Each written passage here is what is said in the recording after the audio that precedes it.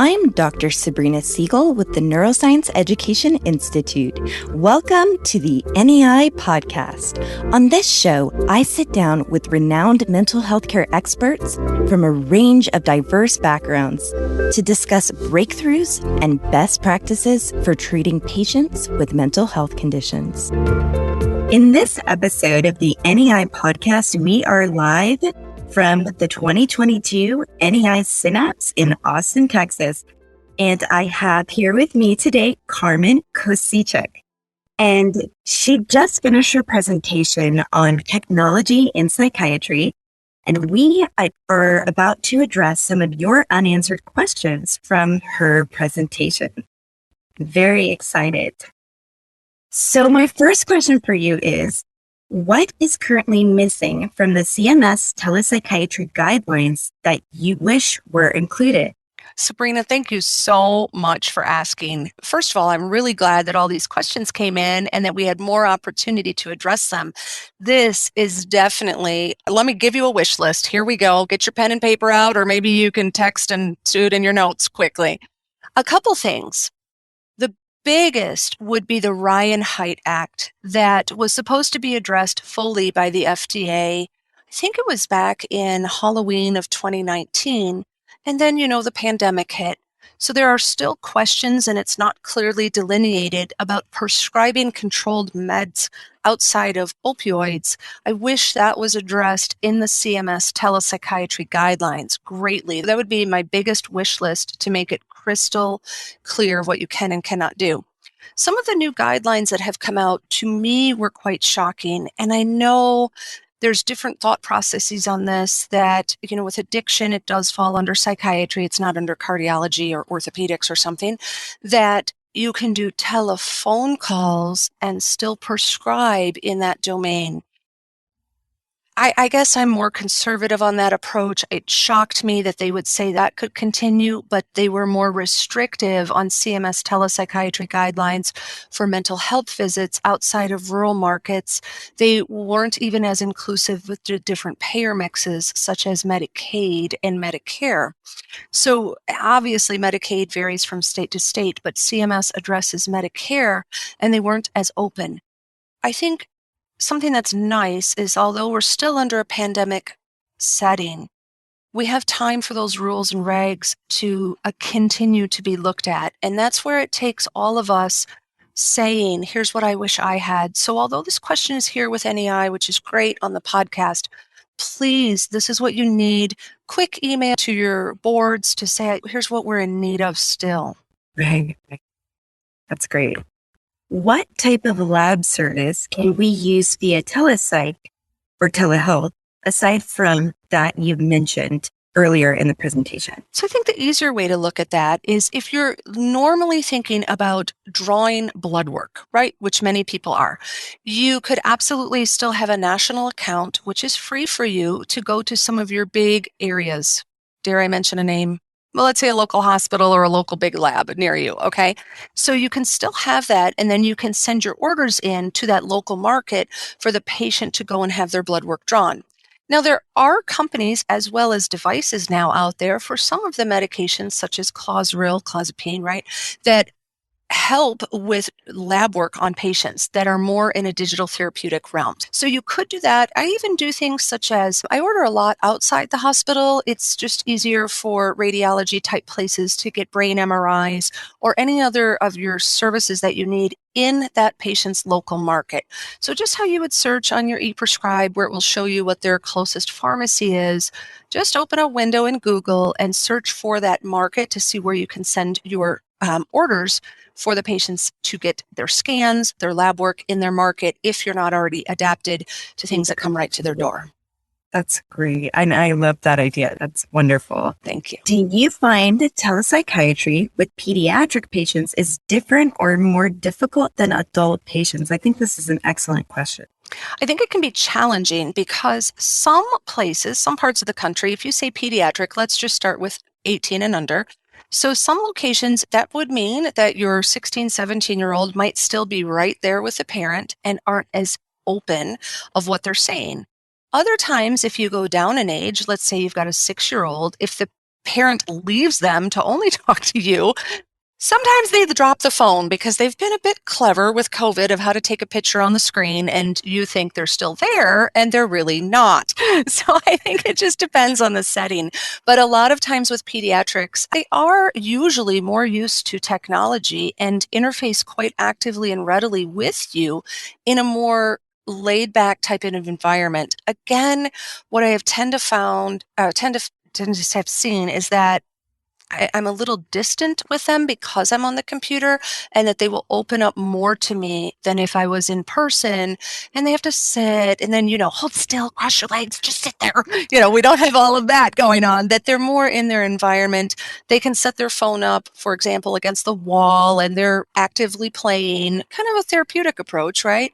And interfacing and talking to me, or their dog comes in and then I get to see the cat. And I've had people who have pet pigs, it's really been interesting.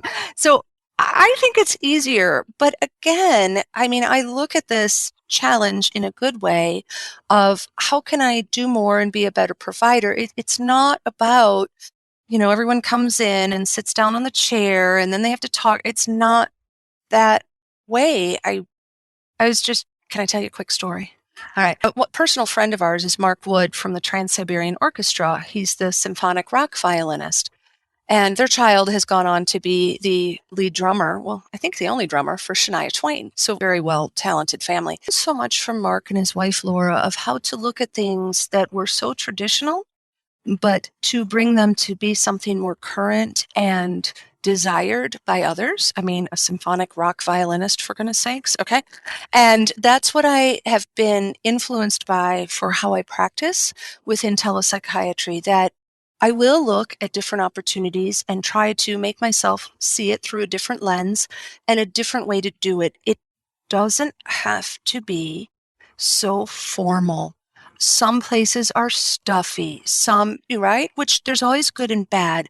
It doesn't have to be that way for psychiatry. It can be more laid back, more fun, more uplifting, to have a better conversation, to ask targeted questions in meaningful ways so that then you can best help your patient. So to me, I see the good and bad in all of it. I think it's more patient specific, as sometimes there's oh, jeepers, seriously, we have to do this. So I think it's more patient specific rather than for a different age range. The next question that we have is, do you have to use approved electronic devices, or can any electronic device, such as a smartphone, be used for digital therapeutics? So a couple different things. Let's first back up. So I want to make it crystal clear, since I'm big on defining terms. I understand the question was for digital therapeutics, which we'll get to, but just in case everybody's not tracking, please be mindful that you have to have HIPAA compliant software for telepsychiatry. Okay, so you can't just use a smartphone to actually see someone. And I understand the question was on digital therapeutics, but since this was still a learning opportunity, I wanted to make sure that everyone realizes you can't just have any Zoom. You can't just, have FaceTime. It needs to be HIPAA compliant. So now for digital therapeutics, that's an interesting question. So the tech world is also trying to keep up with everything as we go. So one example would be, think about when you sign on a device with your credit card, right? And sometimes you can't even read what you wrote. It just is thing. And you're like, what? Their flash time of their screen, it's not always constantly refreshing. So the perception is that it's not following what you're writing. So on a lot of these devices, it depends on the device of how actively current it's tracking with the user. So think of a laptop versus an iPad. So you know how it really, when you take video, right now I'm looking at a screen and it doesn't look like it's moving at all. And then you take pictures or you take a video and it looks like it's flashing at you, because in the background, that is what it's doing to refresh and keep up. So it depends on the device that you're using. Just think of a website, right? They used to just make websites. And then when you start pulling websites on your phone, you're like, what the hey, I can't. And then they redesigned the websites to fit on your phone versus to fit on a screen. You might have a larger computer screen. So all of that is happening in the background. So actually to this a specific question. Does it have to be an approved device? No. These are going to be downloadable to your phones, your tablets, your laptops, that way. But the device will actually matter as to what you can interface readily with it or not due to the technology behind it. So it doesn't have to be a certain device, but what you will hear is we would suggest that you use it on X, Y, and Z. And that's why. Does that answer it, Sabrina? Okay. Yeah, that's excellent. That's a great answer. Okay. Our next question is, outside of accepting or rejecting telepsychiatry, what is the biggest barrier for a clinician to start telepsychiatry? Phenomenal question. Again, multifactorial here. I think a lot of it is teaching expectations. So, for example, I cannot tell you how many patients, if it's the top of the hour and it was time for their appointment, that they'll call the office if I'm not on right at the top of the hour. But at the same time, if I was in person and they were sitting in the exam room or the waiting room, not a big deal if it's 3 or 5 minutes after. So that is such a huge thing of setting expectations. I think other things that are challenges are realizing that you might need more than one screen because you need to learn to look at the camera. Otherwise, you're looking down at a patient. So where is that camera at eye level? Because it doesn't look good if someone thinks they're looking at you, but they're looking off and talking. Like it just doesn't work.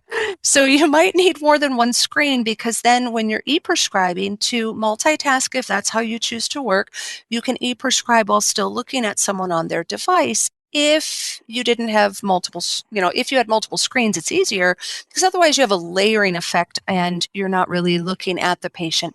So I think it's expectations, the provider of things of where to look, the patient of understanding you're in a virtual exam room, no different if you were in an in-person, and learning how to juggle things of your environment around you. Please, this is still your job. You cannot have children running around behind you. You can't have a door of the house where people just come and go. It is expectations on your end as well as that of the patient. It needs to be professional. Can't have your dogs randomly barking. You have to really set expectations. Right, right. This person wrote, most elderly don't have access to telepsychiatry and just want to speak on the phone. Any suggestions? Sometimes family is not around. Excellent question. So believe it or not, I moved to Tucson and I bought a house in a retirement community, which is hilarious because I wasn't old enough to be there. But my husband's my loopholer, so we got in. So I actually see this all the time. So first of all, I was quite pleasantly surprised as to how many of my neighbors are actually more techie than I. And it's because perhaps they've had time to do it or they're interfacing with their extended family and learning that this is their only way to do so. I agree. I still have those who have no idea how to open up a window or what to do. This is where your office staff comes into play. So our patients tell us when they sign up with us if they are tech savvy or not. If they are not, we do dry runs with them on the computer from my office staff time to help them to do this. Now, even though we can plan everything, it definitely does not always go as planned. And so the biggest thing is that you need to, again, set expectations and your parameters. My parameters are following that of being conscious of what the payer mix will say I can and cannot do. So if I am allowed to do phone calls, I still will say to the patients, well, that's what it is right now because of COVID. So it's okay. However, I need to see you, and you set up how many times you need to see them, either in person at your office or on a device, whether it's FaceTime or Zoom or whatever, that they have to, for you to continue to prescribe, that you have to see them. So again, it's setting expectations, understanding what the real payer mix rules are so that you're compliant, and letting the patients know, like, I don't make the rules. I can't work for free. So either have to do it this way or you're going to have to make arrangements. No different than some elderly are not driving or are not able to drive. They have to make arrangements to be seen. So just reprioritize that this is a convenience for them to be in their home, but it is still something that needs to be a priority that they're going to need help with. I have to see them. Right. That's excellent. How do you handle patients who are chronically late for video appointments? Do you call patients to prompt them to join their video appointment if they have not arrived? Okay, same thing as no-show rates, right? So we average about a 20% no-show rate, and we take Medicaid even. So if you know numbers, that's like jaw-droppingly phenomenal. But it's the same thing as in person. 2 to 3 times and you're out, we give warnings. So it's the same thing here because they are booking my time slot. This would be no different than if you book, to get a massage, like a hairstylist. Even if you're late there, they're like, oh, I'll slip you in. No, I don't have that opportunity. You will be charged for the appointment if you're a cash pay or something that could do that, right? Because you can't do that with some of your payer mixes. You're done. Your time was up. Or let's say they arrived and you had a 20-minute time slot with them or a 30-minute. They arrived with 5 minutes to spare. Well, guess what? We're going to get done what we can get done in 5 minutes, and then you can reschedule. And I'm sorry if I didn't have time to refill all of your meds if we were going to change anything. It happens. So that's what I would do there. You need to, again, set expectations. Let's say, do you have patient? Yes, we do call them. We absolutely do. But we work across different time zones. So a lot of the times that can be confusing of, oh, was it 9 o'clock my time or was it 9 o'clock the time that you said it in the office? So we absolutely call them. Are digital therapeutics going to be accessible from a cost perspective to patients who may be underinsured or uninsured? That's a great question. I would be downright flabbergasted and shocked if this was not already addressed by them. Because again, remember, this is the same regulation as pharmaceutical agents. And as we know, pharmaceutical agents that are offered have Medicare and Medicaid, which is usually in a separate bucket than commercial, and have already been addressed at this level. That is part of why you're not seeing these massively unfolding yet in your market, because they're trying to decide at that level. Now, you might be reflective and remember in the slideshow, or if you look at your slides, that I already addressed that CMS already has codes for digital therapeutics. So that also shows me that they're already addressing the fiscal obtainability of digital therapeutics no differently than they already have for pharmaceutical agents. How difficult is it to attain licensure in multiple states? What is the time frame to attain licensure, and any recommendations or suggestions to expedite the process? Okay, well, all that I can do is address this as a nurse practitioner. So I'm not at all understanding, because I am not a physician, how to do it in that arena. So let's talk about nurse practitioners. So what you need to do, if you were like me and you are multiple kinds of nurse practitioners, you need to first report your PMH&P to the state that you're going to be from the ANCC, which is our certifying body. The reason that you want that is you need your PMH&P in first position, because PMH&Ps and psychiatrists, we can bill more of EM and psychotherapy codes, where if you're an other kind of NP, whether it's adult gero, CNM, anything, you can only bill EM codes. So you need your PMH&P to report first. Your CAQH will definitely need to be up to speed. From there, every state has different fees. It's no different, when you get a driver's license. Arizona's driver's license are very expensive, but then they're done for multiple years, where other states, their prices vary. So it just depends on how much it's going to cost. If you have a reason to be in multiple states, like I would not randomly just do this. People are like, oh, look, I'm in 18 states. I'm like, for what? I would not randomly do this. But because here's why. If you already have a reason to be licensed in a particular state, if you knew you were going to have multiple states, do it all at once. And here's why. You're going to need your transcripts from where your degree was, not as well as your certification. So those could be different, right? So my degree is out of Case Western from 98, but my post-grad certification as a PMH&P was 19 years later at University of Cincinnati. So I have two different schools that I have to report my transcripts from. So then some states need the transcripts electronically.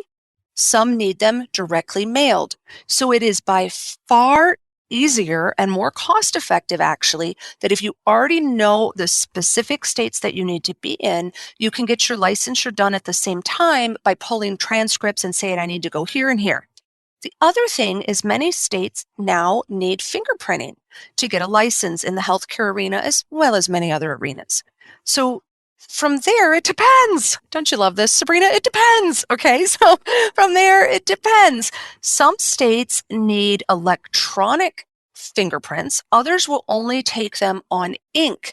So what I would recommend that you do, since you have to schedule time to do this, sometimes you pay for it, sometimes it's usually a paid service, but sometimes it's free. If you live rural, the local sheriff can do it actually. Then you need different forms that it's on. So sometimes you can use the form that the sheriff has. Other times it has to come straight from the Board of Nursing, but get everything ready, because if you're going to go get inked up, and I don't mean a tattoo, then you've got to have it ready to be inked and get it all done at once.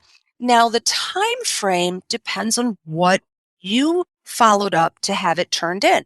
So many different states also, in the licensure process, you have to take online exams to learn about what the rules and regs are for prescribing controlled meds. But you can't take the exam until X, Y, and Z is in for all the paperwork. So it is a paperwork game, and it takes time. The biggest problem is, how long does it take? Well, I don't know, because now not as many people are working, and it just depends on when you're applying. If you hit a big time of, remember, it's Board of Nursing, so it could be people graduating from nursing school. So you have to hit the timing. If it's a big graduation time, like May and June, it's going to take longer than if it was July and August. And then you have to count in, are the people there? Are they on vacation? What's happening? Did you get all your stuff in? So what I would generally tell you is you need to count on about 2 to 3 months. If it's faster than that, count your lucky stars. If you call and bother them too many times, you'll be put on the naughty list and they won't process you. I swear that's what happens. So just sit back, relax, enjoy the ride, know that it's going to be a couple months. Wow. It sounds complicated, but those are great guidelines for anyone. And there's fees. So you're looking at a couple $100 a state. Wow. Okay.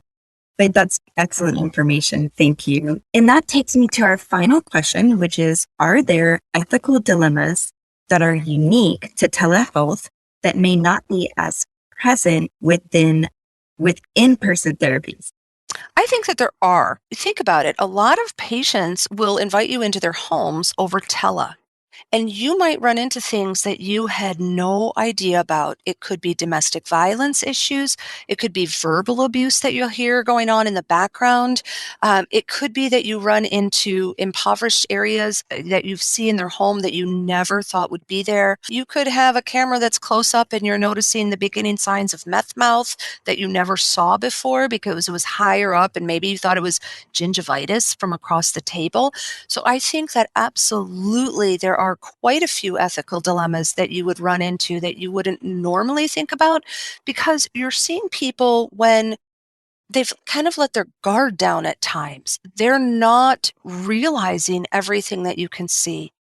Some of the items that are on tables that I'll see are quite alarming, from magazines, again, that I'm just too conservative that I am floored that they have, right? To, it could be something that looks like a crack pipe that's sitting there that would make me really wonder, what is that? I've seen rolling papers. These are from people that might be CEOs at companies, things that you would never have thought about that you're seeing if you choose to look at the bigger picture of what you're looking at. And I do think it's an excellent opportunity to truly give better health care. But yes, what do you then do with that information? What do you do? Hmm? Well, thank you so much for all of this excellent information. Thank you for giving the audience a chance to get their unanswered questions addressed today. And thank you for being on our show. I was delighted to be here. Sabrina, thank you so much. NEI, this was outstanding. Thank you, everybody online and in person, for participating. Thank you so much for joining us for another episode of the NEI podcast. Please let us know what you'd like to hear more about by leaving a review. Don't miss another episode. Subscribe today.